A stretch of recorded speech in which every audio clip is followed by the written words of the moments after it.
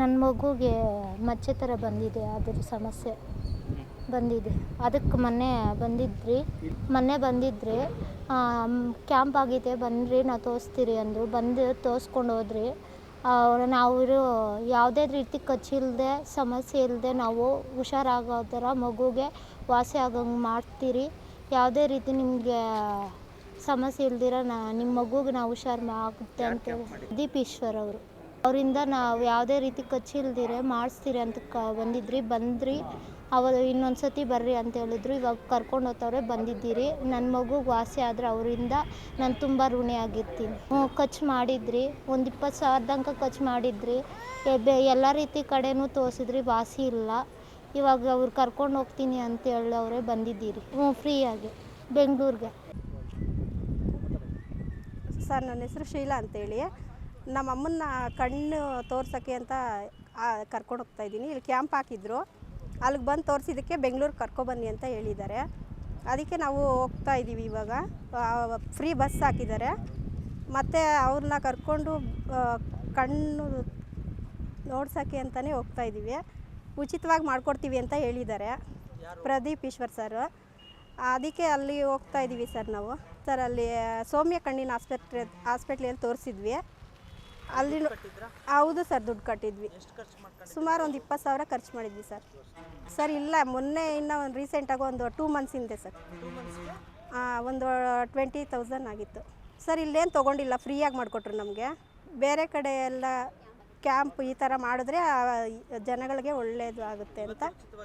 ಹೌದು సర్, ಇವತ್ತು ఉచిత ಅಂತ ಹೇಳಿದ್ದಾರೆ సార్. అప్పుడే 12-13 ఏళ్ళ అవుట్నేక తర్వాత జోమ్యా కట్లు వచ్చి సైకిల్లో వస్తూ ఉంటే ఇట్లా అయిపోయి ఆడాడో సుఖం ఏం కాలేదు. తిరిగా అది ಯಾವುದೋ మాత్రలు ఇచ్చింది. అవుట్లో రాకపోతే మీరు తింటే రాకపోతే సరిపోతుంది, లేదంటే తిరిగి తప్పకరము ఇదవుతుంది. లేచి రాకపోతే కూకొని పోతూ ఉంటే తర్వాత తెలుసుకొని పోయి పడిపోయినట్లు అయిపోతుంది. మాత్రలు ఉండే వరకు రాను ఉండొచ్చు. ఆమెట్ అయ్యలేదు ఇంట్లో ఇంకా అవుట్లో పోయే కాయలే అట్లా అయిపోయింది సార్. ఆవిడే 12 ఏళ్ళు లేదు సార్. ఎన్ని మంత్స్లా చూపించింది టోరీలా ఇది బాడీ తీపిచ్చింది. అదే అతనికి రాండా బెంగళూరు రాండా మా జట్లా చూపిస్తాము ఫ్రీగా అని చెప్పింది సార్. అనేసింటారా?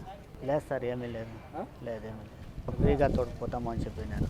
ನಮಗೆ ಸ್ವಲ್ಪ ಇದು ಕಿವಿ ಕೇಳಿಸೋದಿಲ್ಲ, ಕಣ್ಣು ಕಾಣಿಸೋದಿಲ್ಲ, ಆಮೇಲೆ ಕಾಲು ಆಕ್ಸಿಡೆಂಟ್ ಆಗೈತೆ.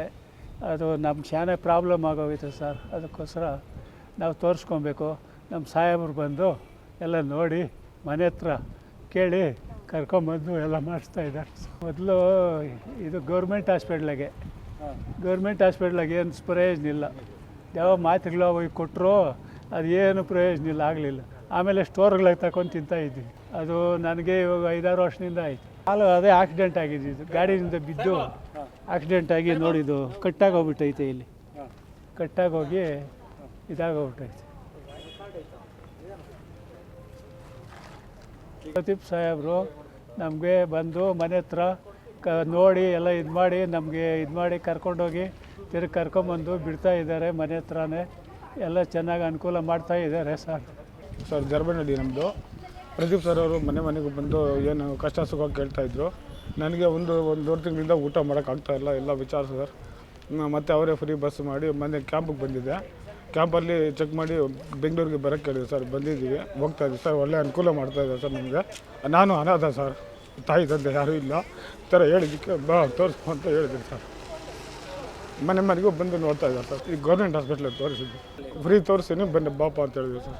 ಬಸ್ಸಲ್ಲಿ ಸರ್, ಬಸ್ಸು ಕೂಡ ಸೌಲಭ್ಯ ಮಾಡಿದ್ದಾರೆ ಸರ್ ಪ್ರದೀಪ್ ಸರ್ ಅವರು. ಅದರಲ್ಲಿ ಹೋಗಿ ಮತ್ತೆ ಅವರೇ ಕರ್ಕೊಂಬಂದು ಬಿಡ್ತಾರೆ ಅಂತ ಸರ್. ಸಪ್ತಗಿರಿ ಹಾಸ್ಪಿಟ್ಲ್ ಅಂತ ಸರ್.